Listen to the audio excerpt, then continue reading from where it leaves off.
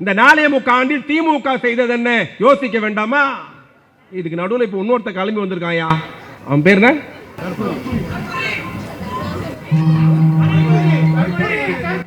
நான் ஏதாவது சொல்லிடுவேன். 3 யூடியூப் கார வந்திருக்கிறான், அதனால அமைதியா இருக்கிறேன். நான் நடிகர் விஜய் அவரு தானே? ஆமா, அவர் வந்து சார் அரசியல்ல யார் வேணா கட்சி ஆரம்பிக்கலாம். என்னக்கா இன்னொன்னு சொல்லிடுறேன், நானும் மாஜி விஜய் ரசிகர் தான். மாஜினா அரசியல்ல வர்றதுக்கு அப்புறம். அவர் காதலுக்கு மரியாதை படம் நடிக்கிற போதுல நானும் லவ் பண்ணிட்டு இருந்த நேரம் ஒரு அஃபெக்ஷன் இருந்தது. லவ்னா அப்படி இருக்கணும், எப்படி டான்ஸ் ஆகணும், அப்படி ட்ரெஸ் போடணும். அது சினிமால. சார் அவர் திரையில நல்லா இருந்தாரு, தரையில நல்லா இருக்க மாட்டார். திரையில பாக்குறவெல்லாம் தரையில தலைவராக முடியாது. என்ன பண்ணிட்டாரு? பெருமை பேசுறாரு. நான் 200 கோடி ரூபாய் சம்பளத்தை விட்டு வந்திருக்கேன். 200 கோடி உன்னை யார் வர சொன்னா? யார் கேட்டா? உன்னை யார் கூப்பிட்டா? இப்போ என்ன நடந்தது? என்ன அரசியல் நடக்குது? விஜய் தன்னால வந்தாரா? இல்லை. திமுக ஆட்சிக்கு வந்தது. மீண்டும் திமுக ஆட்சிக்கு வரக்கூடாது மோடி எண்ணுகிறார். மீண்டும் திமுக ஆட்சிக்கு வரக்கூடாது அமித்ஷா எண்ணுகிறார். எப்படியா திமுக வெற்றியை தடுத்து நிறுத்தணும், திமுக மீண்டும் ஜெயிக்க கூடாது. அதுக்கு என்னென்ன பண்ண முடியுமோ எல்லா சூழ்ச்சியும் டெல்லி செய்கிறது. மோடி பார்த்தார், திமுக தோக்கடிக்கணும்ட்டு தமிழ்நாட்டுக்கு வந்தார். என்னென்னவோ பிரச்சாரம் பண்ணார், ஜெயிக்க முடியல. உதாரணம், கடந்த நாடாளுமன்ற தேர்தல் 9 முறை மோடி தமிழ்நாட்டுக்கு வந்தார். 9 இடத்துல பேசினார், 9 தேர்தல் பிரச்சாரம் பண்ணார். நான் என்னதான் பேசினாலும் இந்த வெள்ளையாகிற பையன் எப்போ முடிச்சு இந்த ஹாட் பாக்ஸை எப்போ தருவாங்க நம்ம வாங்கிட்டு போகலான்னு எல்லாம் காத்து நிற்கிறீங்க. யாருமே இங்கே பேசுறதை கவனிக்கிற மாதிரி தெரியல. அதுலேயும் பார்த்தீங்கன்னா மெட்டி ஒலி பார்ட் 2 பார்க்காம, மருமகள் பார்க்காம, செல்லமே செல்லமே பார்க்காம, இவ சிங்க பெண்ணாவது பார்க்க விடுவானுங்களா விடமாட்டாங்களான்னு உட்காந்து நிற்கிறீங்க. கரெக்டா? கரெக்டா இல்லையா? அப்போ எல்லாம் கை தட்டுங்க. உங்களுக்கு கஷ்டப்பட்டு எங்கள் அண்ணன் பெரம்பூர்ல இருந்து உட்கார்ந்து நிற்கிறாரு. ராயபுரத்தில் கூட்டம். இங்கே வந்து திமுக பெருமை பேசியோ, கலைஞருடைய பெருமை பேசியோ, தளபதி ஸ்டாலின் பெருமை பேசியோ, உதயநிதி பெருமை பேசி திமுக வளரணுமா? என்றைக்கும் ராயபுரம் திமுகவுடைய கோட்டை என்பது நம்முடைய தமிழ்நாட்டு முதலமைச்சருக்கு தெரியும். கட்சி ஆரம்பிச்சதே ராயபுரத்தில். ரொம்ப அரசியெல்லாம் பேசாம எங்க அக்காலாம் வந்திருக்கு. ஒரு 20 நிமிஷம் சும்மா ஜாலியா அப்படியே பேசிட்டு போயிடலாம். நான் வர சொல்ல ஒரு புக்கு படித்தேன். அந்த புக்கில் என்ன எழுதியிருந்தேன்னா, ரொம்ப நேரம் கை தட்டினா அழகா இருப்பாங்களாம். எப்படி? ரொம்ப நேரம் கை தட்டினா அழகா இருப்பாங்களாம். ரொம்ப நேரம் சிரிச்சா வியாதியே வராதான், டாக்டர் கிட்டே போக வேண்டிய வேலை இருக்காதான். இப்போ நீங்க அழகா இருக்கணுமா இல்லையா? அப்ப என்ன பண்ணணும்? தட்டுங்க, அவ்வளோதான். நான் ஒரு 20 நிமிஷம் எங்கள் அண்ணன் சிவாஜி கிருஷ்ணமூர்த்தி எங்கள் மாவட்ட செயலாளர் பேசிட்டு போயிட போகிறோம். ஆனால் ஒரு 10 நிமிஷம் அமைதியாக இருந்தீங்கன்னா நல்லா இருக்கும். இது உதயநிதி ஸ்டாலினுடைய பிறந்தநாள் விழா பொதுக்கூட்டம். அண்ணாக்கு பிறகு கலைஞர் வந்தார், கலைஞருக்கு அப்புறம் தளபதி வந்தார். இனிமேல் இந்த கட்சிக்கு ஆளே கிடையாது, கலைஞருக்கு அப்புறம் கட்சி முடிஞ்சிருச்சுன்னாங்க. ஸ்டாலினுக்கும் அழகிரிக்க சண்டை அப்படின்னாங்க. கட்சி உடஞ்சிரும், தேராது, திமுக கரை சேராது, கோட்டைக்கே போவாதுன்னாங்க. ஸ்டாலினுக்கு ராசியே இல்லை, கோட்டையிலே உட்கார முடியாது, கட்டம் சரியில்லைன்னாங்க. கட்சி உடஞ்சிரும், காணாம போயிடும், கரை சேர முடியாது, கட்டம் சரியில்லைன்னா எல்லாத்தையும் தவிடுபடியாக்கி 2021 முத்துவேல் கருணாநிதி ஸ்டாலின் என்னும் நான் அப்படின்னு கோட்டையில் உட்கார்ந்தார். சார் அவருக்கும் வயசு ஆயிடுச்சு சார், 70 வயசு ஆயிடுச்சு சார். திமுக சண்டை வந்துடும், யார் இருக்கிறா? இளைஞர் அணியே இல்லை, இளைஞரே இல்லை, தோய்வா இருக்கு, கதை முடிஞ்சிடும். டெல்லி காத்திருந்தது. அண்ணாக்கு பிறகு கலைஞர் வந்தார், கலைஞர் பிறகு ஸ்டாலின் வந்தார். ஸ்டாலினுக்கு பிறகு கருப்பு சோப்பு கொடியை 50 ஆண்டு காலம் தூக்கி பிடிக்க உதயநிதி ஸ்டாலின் ஒரு தலைவரை கொண்டு வந்திருக்கிறோம். இதுதான் இப்ப சங்கி கூட்டத்துக்கு எரிச்சலே. எரிச்சலேன்னா சங்கி கூட்டத்துக்கு எங்க தலைவர் இருக்கிறார்ல முதலமைச்சர், கொஞ்சம் சாஃப்டானவர், நிதானமா அடிப்பார். ஆனா நாங்க என்ன உதயநிதி பார்க்கிறோம்ல, உண்மையை சொல்லட்டுமா? உதயநிதி கலைஞருடைய மறு ஜெராக்ஸ் என்பதை யாரும் மறந்துடக்கூடாது. அசல் கலைஞர் அதே நையாண்டி, அதே நெக்கிலு, அதே ஸ்பீடா பதில் சொல்றது, எதிரியை பார்த்தா எரிச்சல் அடைகிறது, அவன் காண்டாவது. கலைஞர் 2009 ஒரு வார்த்தை சொன்னார், சேது கால்வாய் திட்டம். ஒரு அரை மணி நேரம் மட்டும் எனக்காக என் பக்கம் பாருங்க. 2009 சேது கால்வாய் திட்டம் 2500 கோடியில கொண்டு வராங்க. தமிழ்நாட்டு நன்மை பாய்க்கும், தொழிற்சாலை வரும் அப்படின்ட்டு. அந்த கால்வாய் திட்டத்தை பண்ணக்கூடாதுன்னு சாமியாரெல்லாம் போராட்டம் பண்றான். ஏன்டா போராட்டம் பண்ணா? அங்க ராமர் பாலம் இருக்கு, ஆகவே கட்டக்கூடாதுன்னு போராட்டம் பண்றான். கலைஞர் நெக்கலா சிரிச்சுக்கிட்டே என்ன சொன்னாரு? ராமர் பாலமா? ராமர் எந்த இன்ஜினியரிங் காலேஜில் படிச்சாரு, எப்ப பாலம் கட்டினார்னு திருச்சியிலே கேட்டு போயிட்டார். உடனே வடநாட்டு சாமியார்லாம் காண்டாயி, எப்படி நீங்க இப்படி சொல்லலாம் அப்படின்னு ஒரு சாமியார் என்ன சொன்னா, கலைஞர், நான் கலைஞர்னு சொல்றேன், அவன் கலைஞர்னு சொல்லல, அவர் பேர் சொல்லி சொல்றான், அவர் தலையை யார் தீவி கொண்டு வராங்களோ அவங்களுக்கு 1 கோடி ரூபாய். என்ன சொல்றான், அவர் தலையை யார் தீவி கொண்டு வராங்களோ அவருக்கு 1 கோடி ரூபாய். தமிழ்நாடே பதட்டம் ஆயிடுச்சு, கலைஞர் தலையை தீவணுமா? உடனே ஒரு 100 பத்திரிகையாளர்லாம் கலைஞர்கிட்ட மைக்கு நீட்டி கேட்கறாங்க, ஐயா ஒரு வடநாட்டு சாமியார் உங்க தலையை தீவி கொண்டு வந்தா 1 கோடி ரூபாய் தரேன்றாரு, என்ன பண்றீங்கன்ட்டு கலைஞர் சிரிச்சுக்கிட்டே தலையில கை வச்சுன்னு சொன்னார், என் தலையை தீவி நானே 30 வருஷம் ஆச்சுன்னாரு. வழக்கத்திலே சொன்னார் அவர், என் தலையை தீவின்ட்டு. இது கலைஞர். 2009 2023 அவருடைய வாரிசு, கொள்கை வாரிசு, அவருடைய பேரன் சென்னையில் ஒரு நிகழ்ச்சியில் பேசுகிறார், சனாதனத்தை எப்பொழுதும் ஏற்றுக்கொள்ள மாட்டேன், தமிழ்நாட்டுக்கு தேவை சமூக நீதி தான், பெரியார் தான், அம்பேத்கர் தான், காரல் மார்க்ஸ் தான், சிங்காரவேலர் தான், இதுதான் தேவை, சனாதனத்தை ஏற்றுக்கொள்ள மாட்டேன். உடனே உத்தரப்பிரதேச ஒரு சாமியார் சொல்றான், சனாதனத்துக்கு எதிராக உதயநிதி பேசிட்டார், உதயநிதி தலையை யார் தீவி கொண்டு வருகிறார்களோ அவருக்கு 10 கோடி ரூபாய் தருவோம். கேட்கிறாங்க, குடும்ப வாரிசு அரசியல் வாரிசுன்னு. 2009 கலைஞர் தலைக்கு விலை வச்சா 1 கோடி ரூபாய், 2024 உதயநிதி தலைக்கு விலை வைக்கிறான் 10 கோடி ரூபாய்ட்டு. அதே மாதிரி எல்லா பத்திரிகையாளரும் உதயநிதி போய் கேட்டாங்க, ஐயா உங்க தலையை தீவி கொண்டு வந்தா 10 கோடி ரூபாய் தரேன்னு சாமியார் சொல்றாருன்னு கேட்ட உடனே உதயநிதி சிரிச்சுக்கிட்டே கலைஞர் மாதிரி பதில் சொன்னார், என் தலையை தீவுறதுக்கு 10 கோடி இருக்கு, 10 ரூபாய் சீப்பு போதும் சொன்ன தலைவன் உதயநிதி. கலைஞர் எப்படி பதில் சொல்லுவாரோ, எந்த நையாண்டி நக்குல பதில் சொல்வாரோ அப்படியே எங்க தலைவர் உதயநிதி பதில் சொன்னார். இனி தமிழ்நாட்டோட துணை முதலமைச்சரானார், இன்னைக்கு விளையாட்டுத்துறைக்கு அமைச்சர். இதுக்கு முன்னாடி தமிழ்நாட்டில் விளையாட்டுத்துறைன்னு ஒண்ணு இருந்ததா? விளையாட்டுத்துறை யாருன்னா கவனிச்சாங்களா? அந்த வீரர்களை உற்சாகப்படுத்தினாங்களா? கிரவுண்ட் கட்டினானா ஏதாவது கொடுத்தானான்னு யாருக்குமே தெரியாது. ஆனால் விளையாட்டுத்துறையை உச்சத்துக்கு கொண்டு வந்த ஒரே அமைச்சர் எங்கள் தலைவர் அண்ணன் உதயநிதி ஸ்டாலின். தமிழ்நாட்டுடைய துணை முதலமைச்சர். இன்னைக்கு மாசமான 1000 ரூபாய் வருது இல்ல, பெத்த புள்ள மாசமான 1000 ரூபாய் தராரு இல்லையோ, தமிழ்நாட்டின் மூத்த பிள்ளை அண்ணன் தளபதி 1000 ரூபாய் கொடுக்கிறார். அதுக்கும் அவர் தான் அமைச்சர் உதயநிதி. 1,16,00,000 பேர் கொடுத்தோம். சில பேருக்கு வருத்தம், எங்களுக்கு வரலையே. உடனே என்ன பண்ணாங்க, 1 வருஷம் போச்சு, இப்போ உங்களுடன் ஸ்டாலின் முகாம் நடத்துறாங்க, அதுல அப்ளிகேஷன் கொடுக்க சொன்னாங்க. 20 லட்சம் பேர் அப்ளிகேஷன் கொடுத்தாங்க. என்னன்ட்டு, எங்களுக்கு 1000 ரூபாய் வரலன்ட்டு. 20 லட்சம் பேர் அந்த அப்ளிகேஷன்லாம் தரவா செக் பண்ணி கொடுத்த 20 லட்சம் அப்ளிகேஷன்ல 2வது தவணையாக திருப்பி இந்த மாதம் 17 லட்சம் குடும்பத்திற்கு 1000 ரூபாய் தந்த தலைவன் எங்கள் இளைய தலைவர் அண்ணன் உதயநிதி ஸ்டாலின். பெரியவர்களை தாய்மலை சிந்தித்து பார்க்க வேண்டும். இன்னிலிருந்து 100 நாள் தேர்தல், இன்னிலிருந்து 100வது நாள் தேர்தல். யாருக்கு ஓட்டு போட வேண்டும், யாரை ஆதரிக்க வேண்டும், யாரை முதலமைச்சர் ஆக்க வேண்டும்? உங்களுக்கு தெரியாது ஒண்ணும் இல்ல. அரசியல் தெளிவான பகுதி ராயபுரம் பகுதி.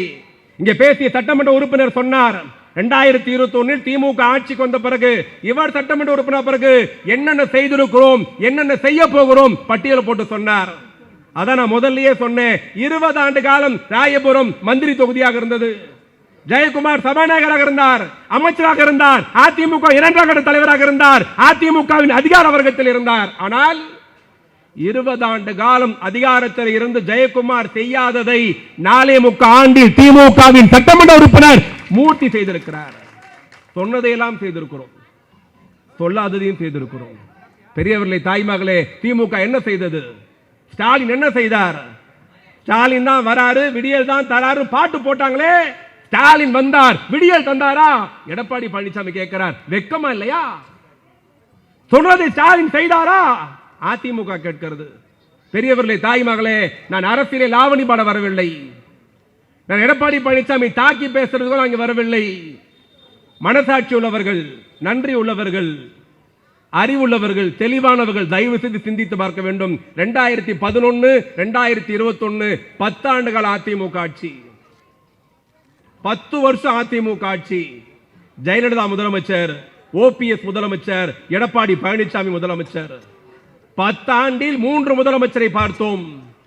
நாங்கள் ஆட்சிக்கு வந்து 4.25 ஆண்டு காலம் பணிவோடு கேட்கிறோம், இந்த 10 ஆண்டில் அதிமுக செய்தது என்ன? இந்த 4.25 ஆண்டில் திமுக செய்தது என்ன? யோசிக்க வேண்டாமா? இதுக்கு நடுவில் இப்போ இன்னொருத்த கிளம்பி வந்திருக்காயா, அவன் பேர் என்ன?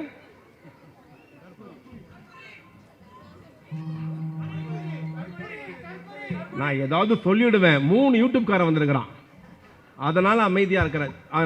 நான் நடிகர் விஜய் அவர் தானே? ஆமா, அவர் வந்து சார் அரசியல்ல யார் வேணா கட்சி ஆரம்பிக்கலாம். என்னக்கா இன்னொன்னு சொல்லிடுறேன், நானும் மாஜி விஜய் ரசிகர் தான். மாஜினா அரசியல்ல வர்றதுக்கு அப்புறம். அவர் காதலுக்கு மரியாதை படம் நடிக்கிற போதுல நானும் லவ் பண்ணிட்டு இருந்த நேரம் ஒரு அஃபெக்ஷன் இருந்தது. லவ்னா அப்படி இருக்கணும், எப்படி டான்ஸ் ஆகணும், அப்படி ட்ரெஸ் போடணும், அது சினிமால.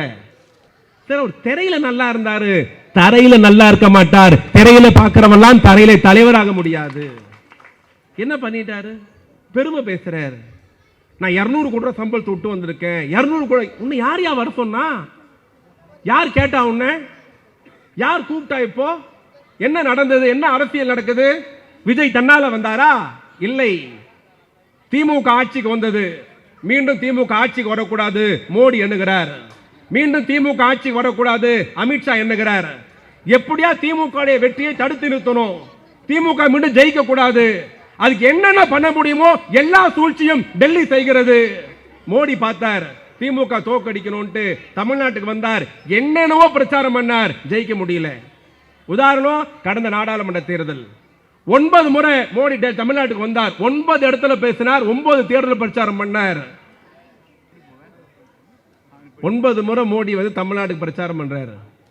ஒரு நாள் டெல்லியில் தேர்தல் நேரத்தில் டெல்லியில் சாப்பிட்டுட்டு இருந்தாராம்.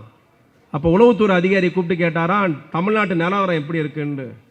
அந்த அதிகாரி யோசிச்சுட்டு தலையை சொரிஞ்சானா. யோ சொல்லியான்ட்டு இந்தியில் கேட்ட உடனே, இல்லை நீங்கள் 9 முறை தமிழ்நாட்டில் பிரச்சாரம் பண்ணியிருக்கீங்க, இந்தியாவில் எந்த ஸ்டேட்லையுமே 9 முறை பண்ணல, நீங்கள் 9 முறை பிரச்சாரம் பண்ண பிறகு தமிழ்நாட்டில் செல்ஃப் எடுக்கலன்னு இருக்கான்.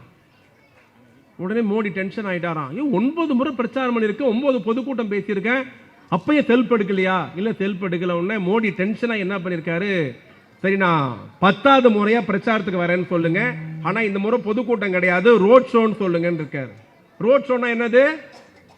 ஊர்வலமா போறது, ஓபன் கார்ல ஊர்வலமா போறது. 2024 10வது முறையா மோடி சென்னைக்கு வரார் பிரச்சாரத்துக்கு. பிரச்சாரம் எங்கன்னா டீனங்கலம் பனங்கல் பார்க்ல ஆரம்பிச்சு தேனாம்பேட்டை வரைக்கும்.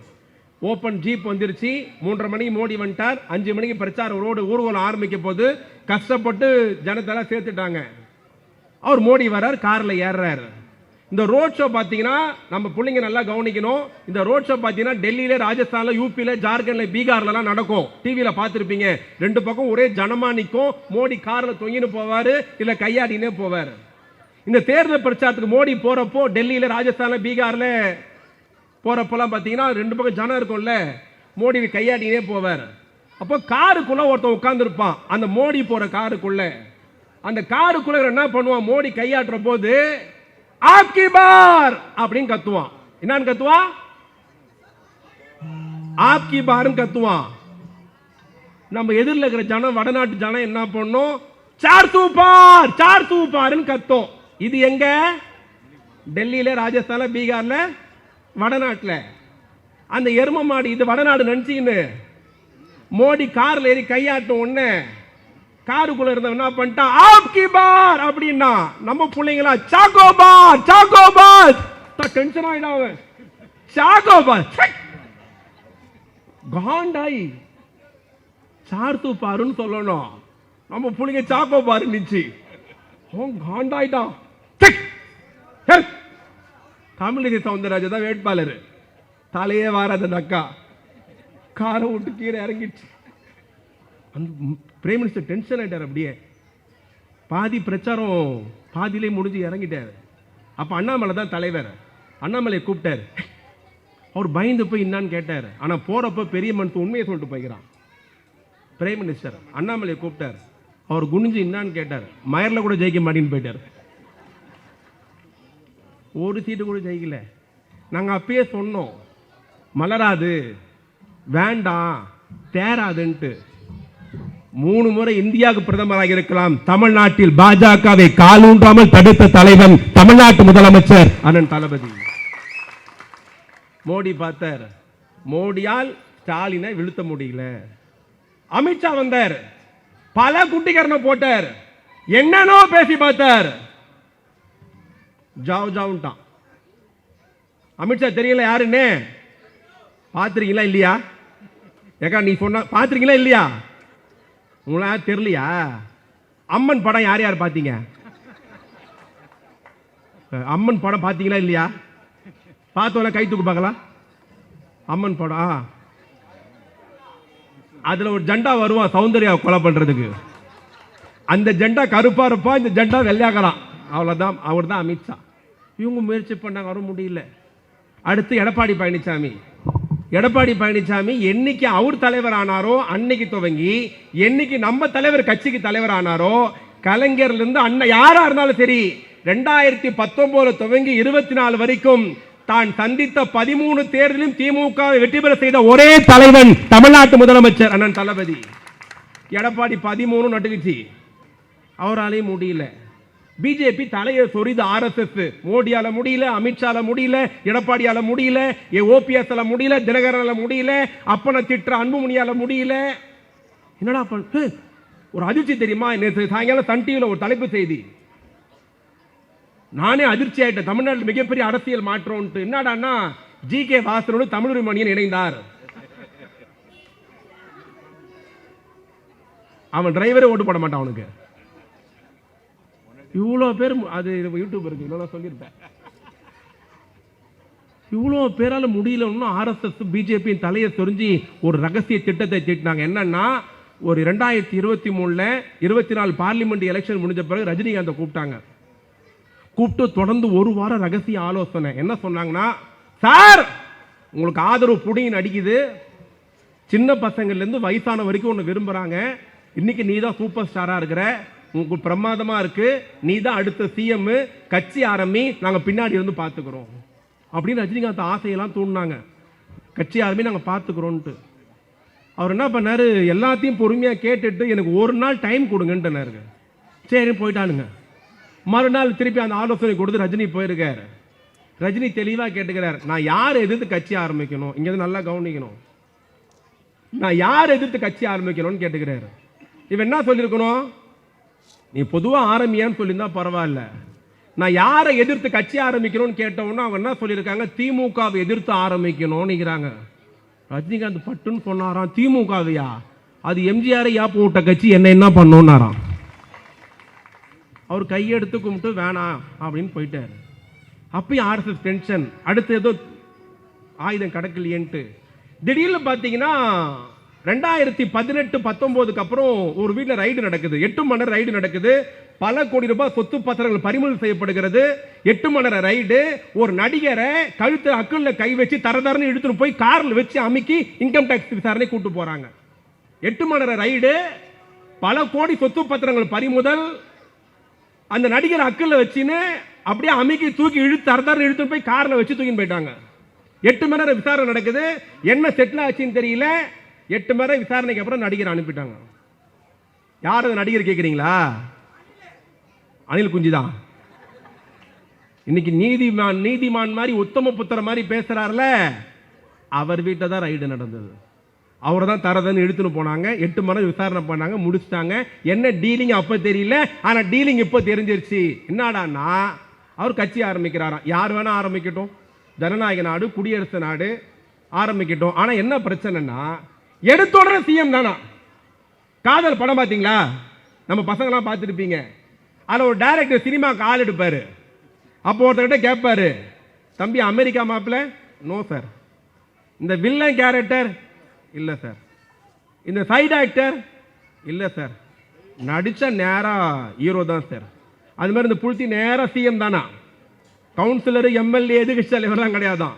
நேராக சரி எப்படி CM சார்? நடிகர் கட்சி ஆரம்பிச்சு ஆட்சி பிடிக்க முடியாதா? எம்ஜிஆர் பிடிக்கலையா? எம்ஜிஆர் வேற, இவன் வேறடா. எம்ஜிஆர் அரசியலுக்கு வந்தோன்னு CM ஆனாரா? 27 வருஷம் எம்ஜிஆர் திமுக குப்பை கொட்டி கட்சி ஆரம்பிச்சு 4 வருஷம், 29 வருஷம் கழிச்சு தான் எம்ஜிஆர் CM ஆக முடிஞ்சது. நேரம் CM ஆனா. சரி எம்ஜிஆர் நீ ஒன்னா தமிழ்நாட்டில் கட்சி ஒன்று சொல்லட்டுமா? இதே இந்த ராயபுரம் சொல்றேன். இதே ராயபுரத்தில் 1941 இதே ராபின் சிங் பூங்கால கண்ணீர் துளிகளே நாட்டின் கண்மணிகளே திமுக செப்டம்பர் மாதம் 17ஆம் தேதி அறிஞர் அண்ணா ஆரம்பிச்சார். எப்ப ஆரம்பிச்சாரு? 49 ஆரம்பிச்சாரு. ஆட்சி எப்ப பிடிக்கிறாரு? 67. அண்ணா யார்? அறிவுலக மேதை. அண்ணா யார்? தென்னாட்டு காந்தி. அண்ணா யார்? இந்நாட்டு இங்கர்சால். அண்ணா யார்? அமெரிக்கா பல்கலைக்கழகத்தில் அமெரிக்கா வியந்து பார்த்தது. அண்ணா யார்? பாராளுமன்றத்தில் நேரு வியந்து பார்த்த தலைவன். அந்த அண்ணா கட்சி ஆரம்பிச்சது 49, ஆட்சியை பிடிச்சது 67. அண்ணா கொடுத்த தலைவர்லாம் யார் தெரியுமா? கலைஞர், நாவலர், பேராசிரியர் மதியழகன், என் வி நடராஜன், சத்தியவாணி முத்து, கண்ணதாசன், இது போன்ற அறிவாளிலாம் கூட இருந்தாங்க. இவ்வளோ அறிவாளி கூட இருந்து தத்துவ மேதை பேரறிஞர் அண்ணா ஆட்சி பிடிக்க 18 வருஷம் ஆச்சு. எப்படி? இவ்வளவு படிச்சவன் அறிவாளிலாம் கூட இருந்து நாஞ்சில் மனோகரன் இவ்வளோ பேர் இருந்து அண்ணா ஆட்சி பிடிக்க 18 வருஷம் ஆச்சு. நம்ம கொடுக்கறதெல்லாம் யாரு? திருட்டு லாட்ரி, பாண்டிச்சேரி சரக்கு. இப்போ ஒருத்தமே சேர்ந்துக்கிறான் தெரியுமா? செங்கோட்டைன்னு ஒருத்தன் தமிழ்நாட்டில் கல்வி மந்திரியா இருந்தான். பொள்ளாச்சின்னு எழுதுறானா புள்ளத்தாச்சின்னு எழுதலாம். ஆமா, திருட்டு லாட்ரி, பாண்டிச்சேரி சரக்கு, பொள்ளத்தாச்சி. ஒன்னு டிவியில பேட்டியில சொல்லுதுக்கா, எனக்கு என் புருஷனை கூட விஜய் தான் ரொம்ப பிடிக்கும். புருஷன் டைவர்ஸ் பண்ணிட்டானா, மானஸ்தாவன் பொழப்பா அதெல்லாம். அது நேற்று ஒன்று பேட்டி தருது, எங்கள் வீட்டில் 9 ஓட்டுக்குது, 9 ஓட்டு விஜய்க்கு போகலன்னா சாப்பாட்டில் விஷம் வச்சு கொண்டு வந்து. டிவியில் பார்த்தியே இல்லை எல்லாம். இதெல்லாம் அணில் குஞ்சின்னு சொல்கிறா. இது என்னத்த சொல்கிறது? நீ எம்ஜிஆர் ஒன்று சொல்லட்டுமா? எஸ்எஸ்ஆர் கட்சி ஆரம்பிச்சார். தெரியல எஸ்எஸ்ஆர் யாருன்னு? பழைய ஆளாம் தெரியும். கட்சி ஆரம்பிச்சார். சிவாஜி கணேசனோட ஒரு நடிகர் வர முடியுமா? காதலுக்காக ஒரு படம் சொல்லணும்னா பாலும் பழமும் சொல்லலாம். அண்ணனுக்கும் தங்கச்சியும் படம் சொல்லணும்னா பாசமலர் சொல்லலாம். ஒரு கண்ணு சிரிக்கும், ஒரு கண்ணு அழுவும். அவரை போல் ஒரு நடிகர் உலகத்திலேயே இல்லைன்னு சொல்லக்கூடிய அளவுக்கு இருந்த சிவாஜி கணேசன். அந்த சிவாஜி கணேசன் திருச்சியில் கட்சி ஆரம்பிச்சார். 10 லட்சம் பேர் கூடினாங்க. முதல் எலெக்ஷன் நிற்கிறார். ஒரு எம்எல்ஏ ஜெயிக்க முடியல. அரசியல் சூழ்நிலை அன்னைக்கு அப்படி. நான் அவரை குறைத்து மதிப்பிடவில்லை. டி ராஜேந்தர் கட்சி ஆரம்பிச்சார் போனியாவில். நடிகர் கார்த்திக் கட்சி ஆரம்பிச்சார் போனியாவில். நம்ம சரத்குமார் எடுத்துக்கோ, கட்சி ஆரம்பிச்சார். நைட் 2 மணி பொன்னாடிட்டு கேட்டாரா சேரலாமான்ட்டு. சேரலான்னாங்களா பிஜேபியில் சென்டர். அடுத்து யாருக்கு எடுத்தோம்? இந்த பாக்கியராஜ். யார் பாக்கியராஜ் தெரியல? எம்ஜிஆர் ஓப்பனா வெளிப்படையா சொன்னார், என்னுடைய கலை உலக வாரிசு பாக்கியராஜ். எந்த பாக்கியராஜ் தெரியுமா? முந்தானி முச்சி படத்துல முருங்கீரையும் முருங்காவும் ஃபேமஸ் ஆக்குனாரு. அந்த பாக்கியராஜ் கட்சி ஆரம்பிச்சார், காணாம போயிட்டார். ஏன் நம்ம விஜயகாந்த் 25 வருஷம் நற்பணி மன்றம், கிராம கிராமமா ஊர் ஊரா ஏதோ ஒன்று கொடுத்து 25 வருஷம் செல்வாக்க தக்க வச்சு கட்சி ஆரம்பிச்சார். 2 எலெக்ஷன் மேல தாண்ட முடியல அந்த கட்சியால. சிவாஜியால் முடியாதது, எஸ்எஸ்ஆரால் முடியாதது, கார்த்தியால் முடியாதது, சரத்குமாரால் முடியாதது, டி ராஜேந்தரால் முடியாதது, அண்ணன் விஜயகாந்தால் முடியாதது. நீங்க நான் கீச்சிருவீங்களா? நீங்க வா, என்ன பேசணும்? என் கட்சி கொள்கை இது, நான் வந்தா இதெல்லாம் ஒன்று சொல்லிக்கிறான். நம்மளை பார்த்து நம்மளை எவ்வளோ பைத்தியக்காரன் நினச்சுனுங்கிறான் பாரு. அவன் கேட்கறவன் கேனையன்னு தெரிஞ்சா கேஆர் விஜயா கோண்டையில கேடிவி தெரியணுமா? என்ன தெரியுமா சொல்லிக்கிறான்? நாங்கள் ஆட்சிக்கு வந்தால் வீட்டுக்கு ஒரு கார் தருவோம். என்ன தருவானா? ஆட்சிக்கு வந்தா நம்மளை பைத்தியக்காரன் ஆக்குறான்னு அர்த்தம். ஒன்று அந்த கட்சியில் மேடை போட்டு ஒரு அணில் குஞ்சு கத்துது, எங்களுக்கு ஃப்ரீ பஸ், ஓசி பஸ் வேணும். அதுவே அந்த கூட்டத்துக்கு ஃப்ரீ பஸ் தான் வந்தது. கத்திச்சு இல்ல, அதுவே அந்த கூட்டத்துக்கு ஃப்ரீ பஸ்ல தான் வந்து எங்களுக்கு ஓசி பஸ் வேணாம். இவங்க ஓட்டு பண்ணுமா? இன்னொன்று சொல்லுது, எங்களுக்கு 1000 ரூபாய் பிச்சை காசு வேணாம். இதெல்லாம் யார் சொல்றது? அறிவுலக மேதைகள், தத்துவ ஞானிகள், அணில் குஞ்சி, இதுங்களெல்லாம் நம்பி நாட்டை கொடுக்கறதா? யோசிக்க. இதோட இந்த எடப்பாடி பழனிசாமி அதிமுக எவ்வளவு பெரிய கட்சியா? எம்ஜிஆர் ஆரம்பிச்சு ஜெயலலிதா இருந்து எவ்வளவு பெரிய கட்சி. அந்த கட்சி நிலவை பார்த்தீங்களா நீங்க எப்படி இருக்கு? யாரோ ஒரு தொண்டன் போய் விஜய் கட்சி கொடி ஆட்டினானா, எடப்பாடி பழனிசாமி பார்த்தீர்களா விஜய் வந்துட்டான், நாங்க ஜெயிச்சிட்டோம். உன் கண்டிஷன் இவ்வளவு கேவலமா போனோம். அப்புறம் அவன் என்ன சொல்லிட்டான், நான் முதலமைச்சரா, என்ன முதலமைச்சரா ஏத்துக்கினா மட்டும் தான் நீங்க வரணும். நான் என்ன தெரியுமா சொல்றேன், இங்க நாடு போறப்போ முக்கியமான விஷயம், டைம் ஆயிடுச்சு, நான் முடிக்கிறேன். ஒன்னே ஒன்று மட்டும் சொல்லிட்டு முடிகிறேன். இன்னைக்கு ஹாட் ஆன சப்ஜெக்ட் ஒரு வாரமா 10 நாளா எல்லாம் டிவியில பேப்பர்ல இன்ஸ்டால எல்லாத்துலயும் சப்ஜெக்ட் ஓடிட்டு இருக்கு. என்னன்னு கரெக்டா சொல்லுங்க சொல்லுங்க. கயல் மாமியார் மட்டும் அந்த திட்டுறீங்க, இதை மட்டும் சொல்ல மாட்டீங்க. மறந்து போச்சா? ஒரு வாரமா 10 நாளா எல்லா சேனலையும் ஆக்கிரமித்திருக்கிறது, எல்லா பத்திரிகையும் ஆக்கிரமித்திருக்கிறது, எல்லா இன்ஸ்டால இருக்கிறது, பேஸ்புக்ல இருக்கிறது, ட்விட்டர்ல இருக்கிறது திருப்பரங்குன்றம். என்னது திருப்பரங்குன்றம்? பிஜேபியில் இருக்கிற சங்கிகளும் ஆரம்பிச்சுக்கிறான் இப்போ நைஸா இதுங்களே கோயிலுக்கு போறது. ஏன்னா 10 தாய்மார் கோயில்ல இருப்பாங்கல்ல, இது நைஸா ஒண்ணு உள்ள போறது. கோயில தீபமே ஏத்தலியாமே, ஸ்டாலின் எண்ணெயே தரலையாம், திரிய புடின்னு போயிட்டாராம், போலீஸ் வெத்திப்பொடி தரமாட்டேன்னு சொல்லிச்சான். நம்ம கோயில்ல சாமி தீபம் ஏத்தல பாரு. நம்ம அக்காக்கெல்லாம் என்ன தெரியும்? கையில் வீட்டுக்கார லோன் கிடைக்கல, நம்ம அழுதுன்னு வந்தோம். இது உண்மை நினைச்சுக்கிறேன். திருவண்ணாமலை தீபம் ஏத்தலையோ, ஸ்டாலின் தடுத்துட்டாரோ?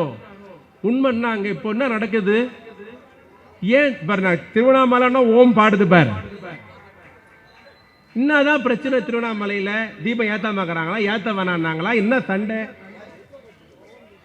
நின்றுமா நல்ல தகுனமா எடுத்துக்கலாம். அத திருப்பரங்குன்றம் தீபம் ஏத்த விடல, ஸ்டாலின் இந்துக்களுக்கெல்லாம் விரோதி, திமுக தடுக்குது போதுன்னு எவ்வளவு பொய் பிரச்சாரம் பண்ண முடியுமோ பண்ணுகிறாங்க. திருப்பரங்குன்றம் யார் யாரெல்லாம் போயிருக்கிறீங்க? கையை தூக்கு. யாருமே போனது இல்லையா? 1 வேற 2 3 4 5 ஓகே 10 பேர் போய்க்கிறாங்க. திருப்பரங்குன்றம் 6 படை வீட்டில் எத்தனாவது வீடு தெரியாது? யாருக்கு தெரியும்? 6 படை வீட்டில் எத்தனாவது வீடு? அப்படியே பேசுனா கேக்குமா? பேசுனா எல்லாரும் கை தட்டுங்க பார்க்கலாம். ஓகே. திருப்பரங்குன்றம் என்ன 6 படை வீட்டில் எத்தனாவது வீடுன்னு கேட்டேன். ஒரு அண்ணன் இப்படின்னாரு, ஒரு அண்ணன் இப்படினாரு, ஒரு அண்ணன் இப்படினாரு. அதெல்லாம் இல்லை. திருப்பரங்குன்றம் 6 படை வீட்டில் முதல் வீடு தான் திருப்பரங்குன்றம். சாதிக்கு சொல்றேன் கேட்டுக்கங்க. 6 படை வீட்டில் முதல் வீடு திருப்பரங்குன்றத்தில். முருகர் யாரோட கல்யாணம் பண்ணாரு தெரியாதா? முருகர் தெய்வமா இருக்கிற முருகன் திருமணம் செய்தது தேவயானோடு திருமணம் செய்த இடம் தான் திருப்பரங்குன்றம். குன்று இருக்கும் இடமெல்லாம் குமரன் இருப்பான். என்ன சொல்லுவாங்க? குன்று இருக்கும் இடமெல்லாம் குமரன் இருப்பான். அப்படின்னா பெரும்பான்மை முருகன் கோயில் எங்க இருக்கும்னா மலை மேல தான் இருக்கும். திருத்தணி மலையில முருகன் கோயில், பழனி மலையில முருகன் கோயில், சாமி மலையில கீழே இருக்கும், பழமுதி சோலையில கீழே இருக்கும், திருச்செந்தூர்ல கடற்கரையில இருக்கும். திருப்பரங்குன்றம் முருகன் கோயில் மலையில இருக்கா கீழே இருக்கா? கரெக்டா சொல்லுங்க. கோயில் கீழே இருக்கும். கோயில் கருவற சாமி மலையை குடைஞ்சு உள்ள இருக்கும். சரி, ஒன்னு யோசிக்கணும். பழனி முருகனும் மலை மேலதாங்கிறாரு, திருத்தணி முருகனும் மலை மேலதாங்கிறாரு, பழமுதி சோலை இருக்கு, சுவாமி மலை இருக்கு, திருச்செந்தூர் இருக்கு. கார்த்திகை தீபத்துக்கு அங்கெல்லாம் பிரச்சனை வரல, அங்கெல்லாம் தீபம் ஏத்தல. எதுக்கு திருப்பரங்குன்றத்தில் மட்டும் தீபம் பிரச்சனை பண்றாங்க? என்ன இருக்கு? என்ன பிரச்சனை? அரசாங்கத்துக்கும் கோயிலுக்கும் தீபத்துக்கும் என்னதான் நடக்குது? யார் உண்மையை சொல்றானா, திருப்பரங்குன்றம் கோயில் பின்னாடி 3 மலை இருக்கு. ஒரே மலை இல்ல, 3 மலை இருக்கு.